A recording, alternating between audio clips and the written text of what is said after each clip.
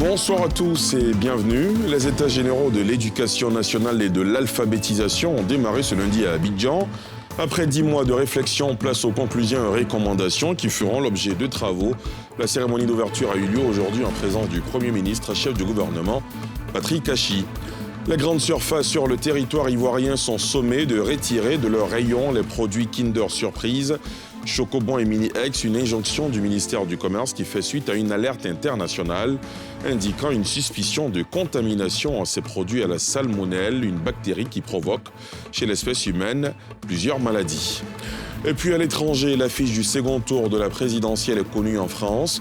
L'histoire se répète comme en 2017, c'est Emmanuel Macron et Marine Le Pen qui ont franchi le premier tour de la présidentielle. Au lendemain de ce scrutin qui a mis 2 prises aux 12 candidats, les Français réagissent, vous les entendrez dans ce journal. Il aura fallu 10 mois d'échanges, de partage et de concertation pour approfondir la réflexion autour du système éducatif ivoirien. Passé cette étape, place aux Journées nationales des États généraux de l'éducation nationale et de l'alphabétisation. L'événement a démarré ce lundi à Abidjan en présence du Premier ministre. Patrick Kachi a exhorté acteurs et partenaires du système éducatif national à des débats fructueux pour disposer d'un rapport unique axé sur la réussite des élèves et l'appropriation des valeurs de la République. Thiemé Dandje, Aruna Zeba. Le Premier ministre Patrick Kachi, aux côtés des acteurs et partenaires de l'école ivoirienne. 9 mois après avoir procédé au lancement officiel des États généraux de l'éducation nationale, il a donné cette fois le top départ des Journées nationales des EGENA. Tribune dédiée à la validation du rapport unique des résultats des travaux visant à conduire ensemble un pacte social durable en faveur d'une école ivoirienne axée sur la réussite des élèves et l'appropriation des valeurs de la République. Je voudrais saluer et remercier tous nos partenaires pour leur soutien à l'effort national en faveur de l'émergence d'un système éducatif plus performant, toujours plus conforme aux meilleurs standards internationaux. Avec en ligne de mire l'intérêt de l'élève, pour forger une école ivoirienne performante, enracinée dans nos valeurs et pour le bien-être des populations et le développement de notre pays. J'y attache du prix et le chef de l'État, son Excellence, Monsieur le Président de la République, Alassane Ouattara, attend avec impatience le fruit de vos travaux. Se réjouissant de la forte mobilisation des acteurs et partenaires de l'école ivoirienne autour de ces assises, la ministre de tutelle a décliné enjeux et attentes de ce dernier virage des États généraux de l'éducation nationale, lancé le 19 juillet 2021. De façon spécifique, il s'agira au cours de ces journées de présenter aux participants les résultats de l'ensemble des travaux, de discuter les résultats des travaux, de recueillir les avis, recommandations et propositions des participants et enfin de valider le document final. Tous les participants à ces journées doivent avoir à l'esprit que l'éducation est un droit pour chaque enfant, un devoir de chaque parent, une obligation de toute la communauté. Les travaux de validation, ouverts ce lundi 11 avril, s'achèvent mercredi prochain par la validation du rapport unique à remettre au président de la République avant sa mise en exécution. Je vous l'annonçais en titre, les grandes surfaces sur le territoire ivoirien sont sommées de retirer de leurs rayons les produits Kinder Surprise, Chocobon et Mini-X. Une injonction du ministère du Commerce qui fait suite à une alerte internationale indiquant une suspicion de contamination de ces produits à la salmonelle. C'est une bactérie qui provoque chez l'espèce humaine plusieurs maladies. Les précisions de nos reporters. Nous sommes dans les rayons d'un hypermarché de la commune de Marcory. Ces clients sont venus faire leurs emplettes. Parmi les produits recherchés, il y a ceux de la gamme Kinder. Si certains sont informés de la suspicion de la contamination de certains de ces produits à la salmonelle, pour la plupart, ils n'en savent rien. J'ai pas appris ça, mais je vois pas pourquoi on doit interdire ça. Je suis vraiment étonnée. Parce que ce matin, mes petits frères m'ont dit de venir acheter les Kinder pour eux. Voilà que j'arrive, je ne vois plus rien. J'ai vu l'info sur Facebook qui disait qu'il y avait des produits qu'il fallait retirer. Du côté des gérants de certaines grandes surfaces et des centrales d'achat qui commercialisent ces produits soupçonnés, des dispositions ont été prises pour les retirer des rayons dès qu'ils ont pris connaissance de l'alerte. Nous avons procédé au retrait de tous les lots incriminés de nos rayons. Nous avons envoyé un mail à tous nos points de vente pour que tous ces produits incriminés soient retirés des rayons. Nous avons pris les mesures nécessaires pour faire les contrôles. Nous sommes en appui avec le ministère du Commerce qui fait des vérifications et pour assurer toute la population que nous n'avons pas ce produit en magasin. Le ministère du Commerce et de l'Industrie, à travers la sous-direction de la répression des fraudes, veille au retrait effectif de ces produits des rayons.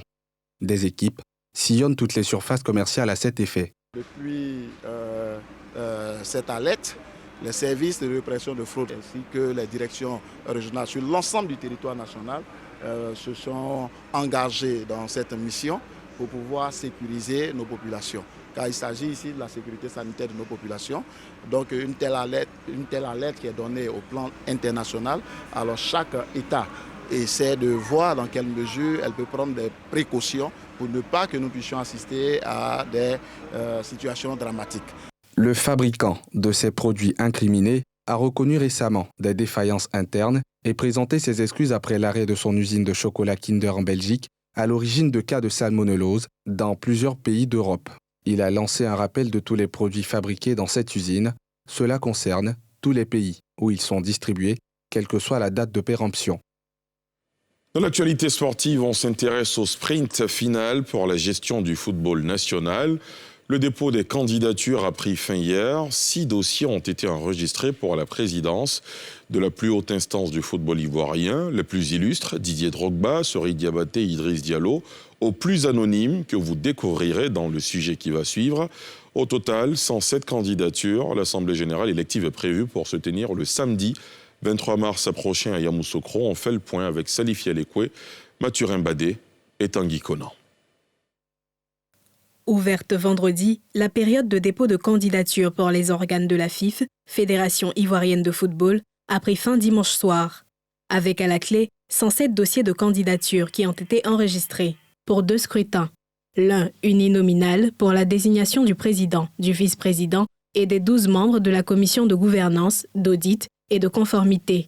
Le second concerne la désignation du président de la Fédération ivoirienne de football et de son équipe, le tout constituant le comité exécutif. Pour la présidence de la Maison de Verre de Treichville, 6 dossiers ont été déposés. Ce sont, par ordre de dépôt, celles de M. Yaté Elele Jean-Baptiste et sa liste restant à compléter. M. Aka Arnaud et sa liste restant à déposer. M. Kwaku Konan Laurent et sa liste. M. Yassine Idriss Diallo et sa liste, M. Diabaté Sori et sa liste, M. Didier Drogba et sa liste.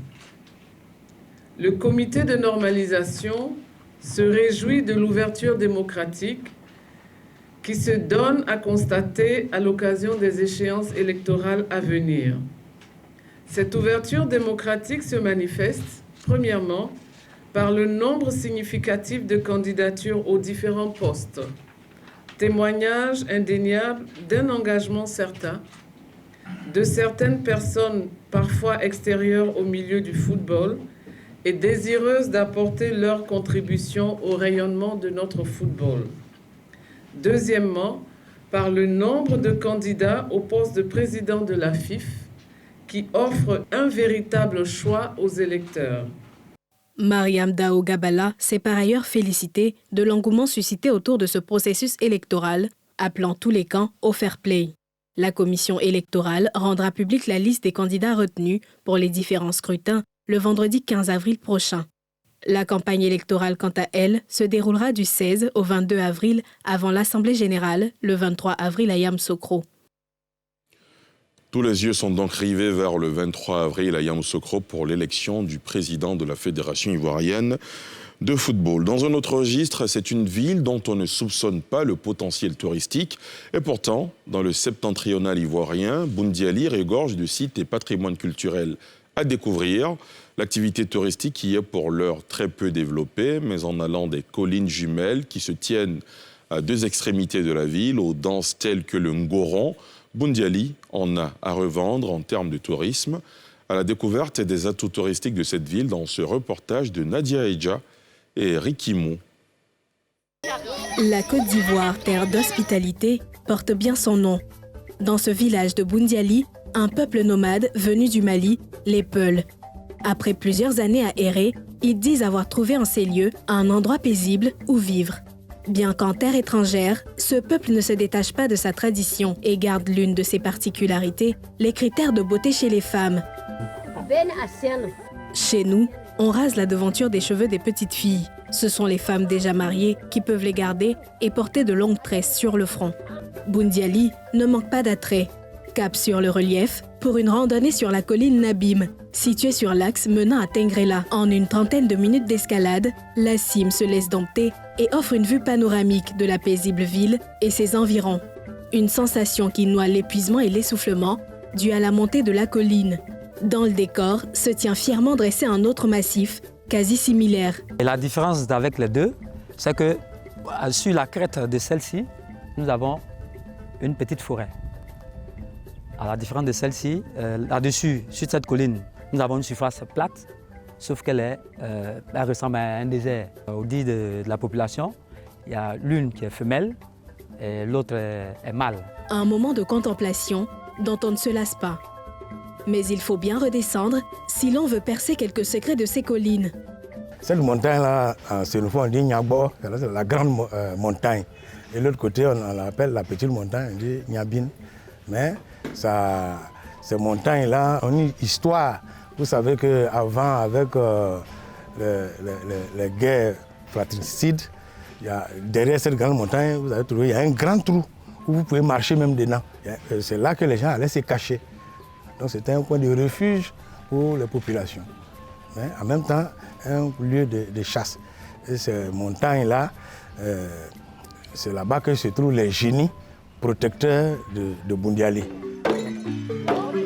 La suite du périple nous conduit tout droit au village de Kounoumon pour assister au Ungoran, une danse sacrée et de réjouissance exécutée par les jeunes en fin d'initiation au poro. Ils sont accompagnés d'adolescentes encore pucelles au buste nu.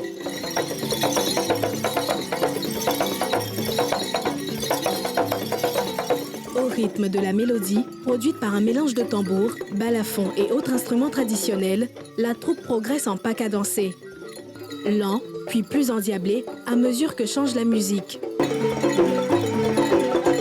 Une ambiance qui réjouit les spectateurs présents. S'il est indéniable que Boundiali est un endroit à découvrir, l'activité touristique y reste très peu développée et fait l'objet de réflexions par le ministère de tutelle. Il faut amener la population locale à pratiquer l'activité touristique. Et pour que cette population-là puisse la pratiquer, il faut la sensibiliser, lui montrer les bienfaits de pratiquer l'activité touristique. Et donc, pour 2022, nous avons inscrit cela dans notre activité, qui va consister à organiser des éductours. En plus de la promotion de l'activité, il faut renforcer le dispositif hôtelier de la région. On compte pour toute la Bagoué moins de 30 sites d'hébergement. Retour à Abidjan et vous le savez, dans certains cas, circuler dans cette mégalopole peut être source d'angoisse pour les automobilistes. En cas de panne, par exemple, il faut faire face à des sociétés de dépannage plus pressées de remorquer que d'aider l'automobiliste à se sortir de la galère. Une situation jugée abusive que dénoncent à juste titre les usagers de la route, car si ce secteur est libéral, les entreprises qui y exercent doivent quand même mettre l'accent sur l'aide et obéir à la règle ADR, assistance dépannage remorquage, au risque de se voir sanctionner. Un sujet de Nadia Eidja, Chèque Bleu et Tanguy Conan. J'aimerais savoir si c'est normal que la voiture soit remorquée sans assistance et sans mon avis. Ils m'ont demandé de payer 80 000 francs CFA où ils envoient la voiture dans leur garage. À la publication de cette préoccupation sur les réseaux sociaux il y a quelques jours, les commentaires négatifs à l'endroit des services de remorquage ne se font pas attendre. Chez les automobilistes, c'est surtout le sentiment d'impuissance qui les anime. Une fois sur l'autoroute du Nord, en partant de Pougon, voilà, il y a eu une panne de batterie. Je ne sais pas qui les a appelés. Hein. Dans les minutes qui ont suivi, moins de 10 minutes, ils sont venus. Ils ont dit, ah bon, ici en panne. Au moins si les gars pouvaient m'aider, puisqu'ils n'étaient pas loin de la station. Ils n'ont pas voulu comprendre. Ils ont remorqué la voiture, ils m'ont donné un reçu, ils m'ont dit de les trouver à la zone. Ils ont une base à la zone, en bordure, là, où ils s'arrêtent. Et effectivement, ils les ont trouvés là-bas. On a échangé, ils m'ont fait payer plus de 60 000. Hein. Mon camion a 10 tonnes. Autour du Nord, j'ai parti à Yamoussoukro. Quand moi je suis tombé en panne, ils ont tiré la voiture, à faire 2 jours, j'ai payé 300 000 moi-même. En lieu et place de l'assistance, on assiste quelquefois à des altercations entre automobilistes et agents de sociétés de dépannage. Au nombre des situations qui fâchent, les frais de remorquage trop onéreux et l'enlèvement en l'absence du propriétaire du véhicule. Une fois, ma petite voiture que je suis dedans là, je suis allé à Bobo pour payer frais. J'ai gardé la petite voiture, je suis rentré, allé payer les frais. Donc je suis sorti là, je viens trouver que ma voiture n'est pas là. Je tourne, je ne vois pas ma voiture. Comment on peut venir prendre la voiture de quelqu'un, tu ne sais même pas dans un mois ton voiture se trouve où ça. Ce n'est pas normal. Souvent même tu sais, tu prends un taxi, tu ne trouves pas ta voiture. Pour les automobilistes qui se sentent pris au piège, une meilleure organisation s'impose. Sur 17 entreprises en service depuis la libéralisation du secteur, 3 ont été retirées en 2021 selon la direction des transports et de la mobilité urbaine. Depuis 2 années, nous nous attelons à essayer de dépoussiérer un peu ce milieu et d'ici peu, je suis sûr que l'Ivoirien lambda n'aura plus peur des entreprises de remorquage et de dépannage parce que déjà nous les sortons de ceux qui ne respectent pas les dispositions, nous les sortons de la liste. Pour le directeur des transports du district d'Abidjan, le remorquage d'un véhicule après une panne n'est pas systématique. Une crevaison, quand vous avez tout le dispositif pour pouvoir remonter la roue, en principe, on ne devait pas te remorquer. Un véhicule qui a fait une panne sèche, un petit véhicule qui a fait une panne sèche, qui n'est pas à plus de 1 km d'une station d'essence, on doit pouvoir l'emmener là-bas. Ben vous vous accordez. Maintenant, quand c'est un chauffage simplement, un véhicule qui chauffe simplement, qui peut reprendre après, alors il ne faut pas, on ne paye pas, parce qu'on vous assiste. Parce que leur rôle, c'est d'assister d'abord. Mais le remorquage, c'est lorsque la voiture est accidentée, ou bien il y a une panne qui ne nous permet pas de pouvoir régler ça sur le champ. Alors, le véhicule doit partir en fourrière. Vous êtes à même de dire, mon véhicule, je souhaiterais que mon véhicule parte dans mon garage. Alors, vous vous accordez sur un montant. Il invite donc les automobilistes à garder leur sang-froid et à signaler par voie téléphonique tout cas d'abus. Dernier recours après l'assistance et le dépannage, le remorquage sur les voies contrôlées par le district, notamment les voies d'intérêt national et urbain dans les limites de la ville d'Abidjan, fait désormais l'objet de tarifications homologuées. Pour les véhicules particuliers par exemple, le tarif maximal applicable est de 40 000 francs CFA. Direction maintenant d'Epa, ce village à 5 km d'Issia, porte d'entrée du centre-ouest ivoirien. On y trouve une coopérative de producteurs de cacao composée de 80 cacaocultrices qui développe un business loin des regards et des attentions, la production du chocolat, une activité dont tout le processus du champ à la transformation se fait localement. Comment un chocolat produit dans un village ivoirien par des planteurs et qui a obtenu des prix lors de ventes aux enchères aux États-Unis a-t-il pu franchir les frontières du pays pour devenir une curiosité prisée à l'international? Incursion dans les champs de cacao de la coopérative et dans l'usine du village pour cerner l'histoire du chocolat de Depa. C'est avec nos envoyés spéciaux Thiemé Dandje et Arona Zeba.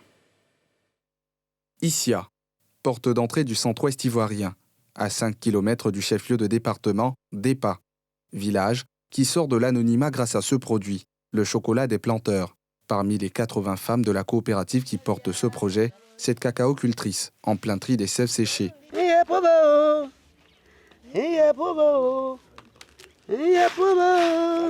Peu après, cap sur sa plantation de 2 hectares. Nous la retrouvons en pleine récolte.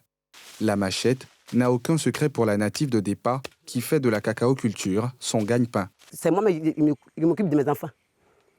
Il va au travail. C'est le champ de cacao là qui nourrit mes enfants et qui me nourrit, qui fait tous mes besoins. C'est dans le champ, j'en ai pour manger, pour nourrir les enfants.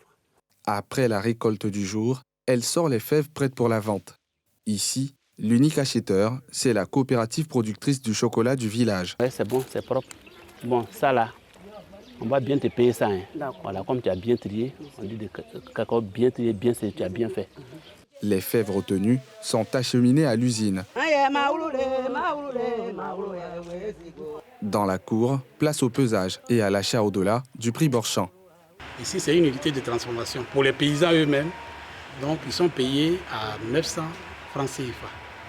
Là, ils ont au moins 75% pour la qualité du produit parce que c'est du produit qui est bien séché. Peu après, c'est le paiement en espèces. Merci, monsieur. Les fèves achetées intègrent le process de production qui débute par le hall de stockage. De là, elles sont transférées dans différentes salles de tri, de coupe et de mise en pâte. Ma tutrice qui purifiait l'arachide avec un appareil manuel. Donc à ça j'ai pensé et j'ai créé ce tourniqueur. Elle est électrique et en même temps à gaz. Voilà, vous voyez, elle est en train de tourner. Bon, elle est accompagnée par une machine qui ralentit la rotation. Cap maintenant sur le laboratoire du produit fini. Toute entrée se fait dans le respect de dispositions particulières. À l'intérieur, plusieurs équipements de fabrication du chocolat des planteurs. D'ici en même temps, nous faisons sortir du chocolat prêt à manger. De jeunes recrues du village s'y affairent à conditionner et à emballer le produit. On commence d'abord par le tempérage. On essaie de tempérer nos chocolats. D'abord chauffer avec le micro-ondes, tempérer pour pouvoir atteindre les 32 degrés normaux et remplir les moules. Les mettre dans notre placard, durcir le chocolat, puis commencer à l'emballer avec de l'alu. Après l'alu, on passe par l'étiquetage. Ce business en zone rurale est parti d'un projet d'appui de la cacao-culture d'une ONG américaine en Côte d'Ivoire. Depuis lors, son porteur manœuvre pour en faire une véritable industrie. Donc voilà la petite fontaine. Nous prenons ça pour soutenir les mariés, parce qu'en Côte d'Ivoire, les gens ne sont pas trop consommateurs du chocolat. Ces jeunes filles déscolarisées, tout comme les cacao-cultrices de la coopérative du village et la chefferie, ne jurent que par ce chocolat pour sortir de la pauvreté. À partir de 2 personnes à aujourd'hui, au moins 10 à 15 personnes, vraiment, ce n'est pas chose facile. Il y a une évolution, mais on a besoin de beaucoup d'aide aussi pour pouvoir aller de l'avant. Nous voulons que les femmes soient encore plus nombreuses dans cette coopérative pour que, n'est-ce pas, leurs camarades voient. Donc il ne s'agit pas d'aller semer seulement le riz, il ne s'agit pas d'aller désherber dans les champs de manioc, mais il est aussi question que nous impliquons dans l'industrialisation de nos produits. Le chocolat du planteur, produit certifié par l'Institut d'hygiène en Côte d'Ivoire et commercialisé aux États-Unis d'Amérique, se retrouve dans des rayons de supermarchés d'Issia et de Daloa. L'ambition des promoteurs est de disposer de financement pour accroître ce business dont le processus du champ à la production de chocolat se fait localement. On termine ce journal à l'étranger et l'histoire se répète en France. Comme en 2017, c'est Emmanuel Macron et Marine Le Pen qui franchissent le premier tour de la présidentielle au lendemain de ce scrutin qui a mis aux prises 12 candidats. Les Français réagissent, bien d'entre eux restent indécis pour le second tour, prévu le 24 avril prochain, faisant craindre un fort taux d'abstention. Pierre Dipomelin. Des incidents ont éclaté dimanche soir dans le centre de Rennes, où des centaines de personnes, majoritairement des jeunes, déçus par les résultats du premier tour, ont marché dans les rues du centre-ville, scandant des slogans anticapitalistes et antifascistes. Au milieu de la voie publique, des flammes mais aussi des vitrines d'agences bancaires dégradées. La police est parvenue à disperser les jeunes manifestants quelques heures après. En 5 ans, Macron il a tout cassé, et là on le refout au deuxième tour. Nous, ça nous fout la rage, on a vraiment la rage. Et c'est pour ça, on n'a que ça pour s'exprimer, que le feu et casser des trucs. Il faut des mesures qui correspondent à ce que les gens veulent et pas juste une classe supérieure qui impose ce qui, voilà, sans argument, et vraiment de faire le jeu de l'extrême droite à chaque tour d'élection, ça ne marche plus et les gens ils veulent plus de ça. Victoire étriquée du président sortant Emmanuel Macron, 27,7%, talonné par Marine Le Pen, 23,4%, tous deux admis au second tour de la présidentielle. Mais le taux d'abstention pourrait être bien élevé qu'au premier tour. Est-ce qu'on a le choix? C'est ou la peste ou le choléra. Donc on va voir, on verra bien. C'est vraiment dommage que la classe politique, elle s'arrête qu'à ça en fait. C'est le peuple qu'il faut écouter, c'est pas les politiques. Donc on va reprendre du Macron. Qu'est-ce que vous voulez que je vous dise? Et votez l'extrême, encore s'ils avaient des idées, à part l'immigration. Leur fonds de commerce, c'est ça, l'immigration. Voilà. Maintenant, c'est les islamistes. Ils ont toujours un truc, de toute façon. Avant, c'était le père, maintenant, c'est la fille. Donc, heureusement qu'il n'y a pas la nièce. Hein. Oui, alors je disais, moi, les résultats me désolent un peu. Parce que j'ai l'impression qu'on a le choix maintenant entre l'intolérance ou l'intolérance. Entre Macron qui veut emmerder les non-vaccinés ou c'est des formules choc qui sont restées, hein, ou qui dédaigne un peu tout le monde, ou Marine Le Pen, donc l'intolérance par excellence. Voilà. Je comprends pas, en fait, je comprends pas ce qui se passe chez les Français là aujourd'hui. Là. Enfin, je sais pas, on a vécu 5 ans pas rigolo du tout. Marine Le Pen, bon alors ça c'est une hérésie totale. Je comprends pas.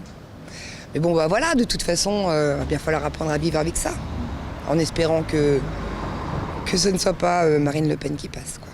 Si c'était encore les idées que son père avait il y a 15-20 ans, là j'aurais pas voté pour elle. Mais elle a changé, elle a quand même... elle a mis de l'eau dans son vin, comme on dit. Hein. Alors, voilà. Elle pourrait nous être utile. Mais alors, ça ne passera jamais. Encore 2 semaines de campagne qui vont être axées sur la sécurité et le pouvoir d'achat des Français. Un débat entre les 2 candidats et le 24 avril prochain, le choix final des électeurs français dans les urnes. Et c'est ici que s'arrête ce journal préparé par l'ensemble de la rédaction. Merci de l'avoir suivi.